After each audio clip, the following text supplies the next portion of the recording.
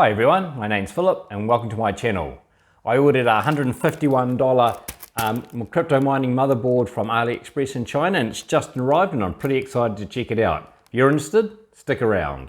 Okay, I've just taken it out of its wrapper and we had these two bits inside. Let's have a look at this white one first of all. Alright, so we've got a CPU cooler. Right, it's already got the paste on it, very convenient. And this has got to be the main motherboard. Comes with M2 SSD, sorry, an mSATA disk. Got a SATA cord, standard sort of splitter, some RAM. All right, let's get this thing out of here. Some things of note straight away is it's tiny. It's a micro ATX size. I like how it's got a power button built in.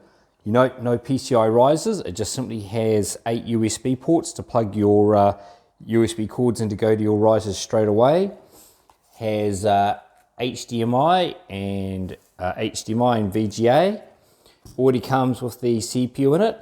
Another interesting thing about this one is you can either power it via two 6-pin connectors or via the traditional ATX, and it just has a jumper that you select to decide which source of power you're going to use to power the board. Now this is the mSATA connector. So basically the hard drive, the SSD goes there to boot. All you need to really do is plug in your power, and there's really nothing else you need to connect to this board apart from the PCI risers. Everything is self-contained in this tiny little board. Let's put the mSATA disk in to let it boot so it can boot. It's 128 gig boot drive, so more than enough for crypto mining.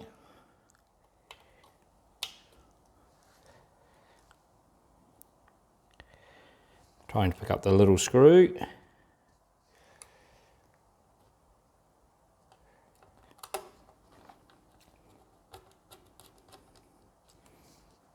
Let's put the sticker RAM in.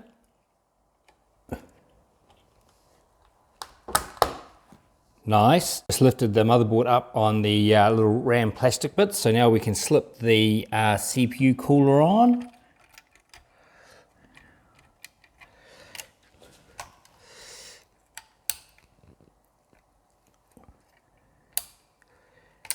And now we just got to plug in the CPU fan.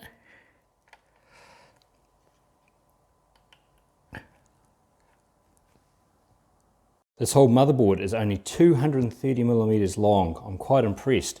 I've come to realize that the splitter cable they gave you is in case you want to power the motherboard using it. So you just plug that into your 6-pin from your power supply, and then it can go into there. I think if I had the choice, I'd probably just rather use 2 power supply cables, and then of course they give you a SATA cable in case you want to plug in a separate SSD.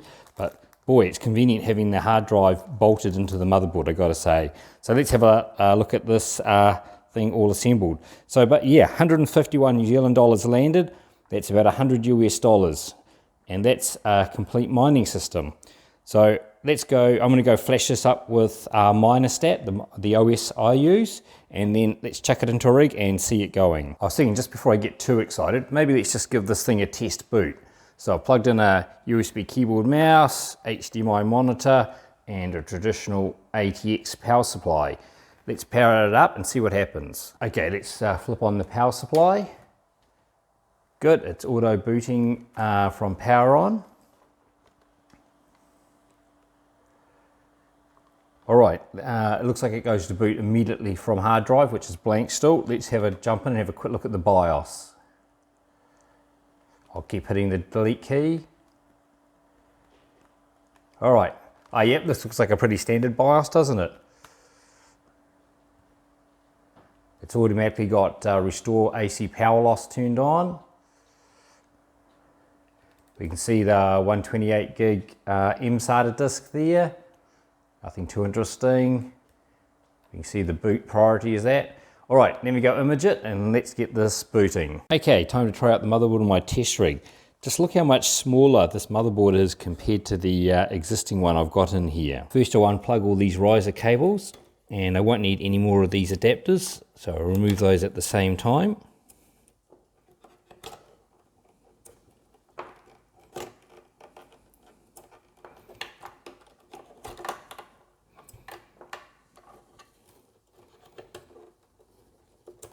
Look at all these parts that get removed from the solution by just of this motherboard. So many less bits to go wrong. Comes the CPU power plug. Out comes the SSD. Out comes the ATX connector.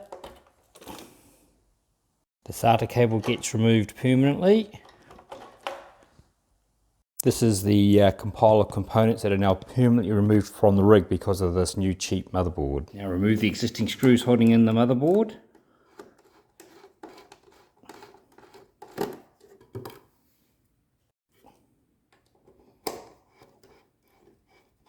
I'll remove the rest of the screws off camera.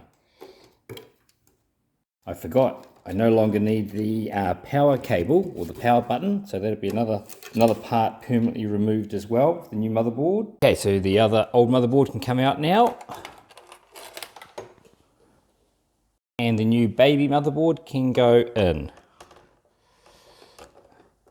Alright, I'll just drop all those screws in off camera. Now to start plugging in the risers. Oh, this is so simple.